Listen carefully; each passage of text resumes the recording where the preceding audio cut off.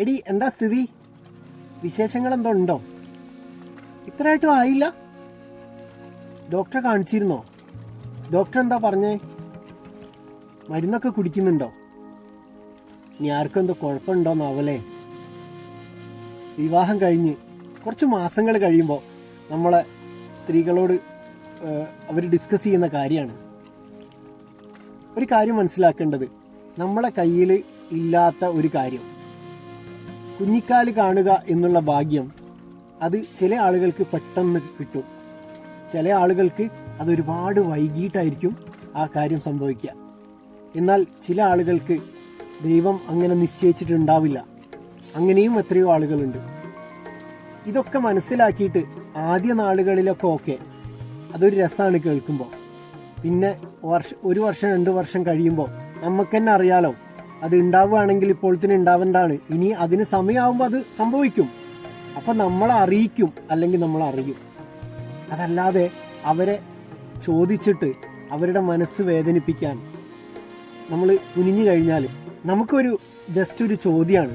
എന്നാൽ അവരുടെ മനസ്സിൽ വരുന്ന തുടർ ചോദ്യങ്ങൾ എന്തൊക്കെയായിരിക്കും? എന്തുകൊണ്ടാണ് എനിക്കിങ്ങനെ സംഭവിക്കുന്നത്? എൻ്റെ കുടുംബത്തിൽ ഒരുപാട് ആളുകൾ, എല്ലാവർക്കും കുട്ടികളായല്ലോ, ഞാൻ എന്ത് തെറ്റാണ് ചെയ്തിട്ടുള്ളത്?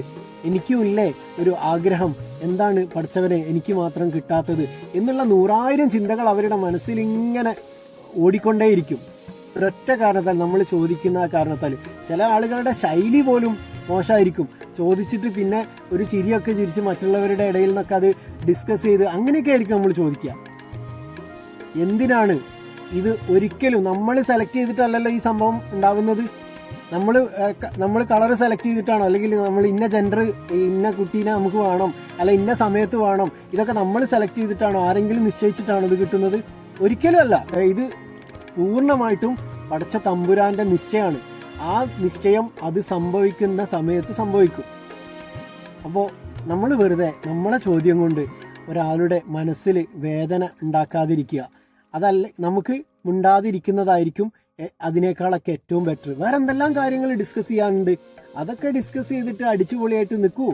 അല്ലാതെ നമ്മൾ ഈ ഒരു കാര്യത്തെ ഇങ്ങനെയുള്ള കുറവുകൾ, അല്ലെങ്കിൽ ഇങ്ങനെയുള്ള നമ്മളെ കയ്യിലില്ലാത്ത സംഗതികളെ ചോദിച്ചിട്ട് അവരെ മനസ്സിനെ വിഷമിപ്പിക്കുന്നതിനേക്കാളും നല്ലത് മിണ്ടാതിരിക്കുന്നത് തന്നെയാണ്.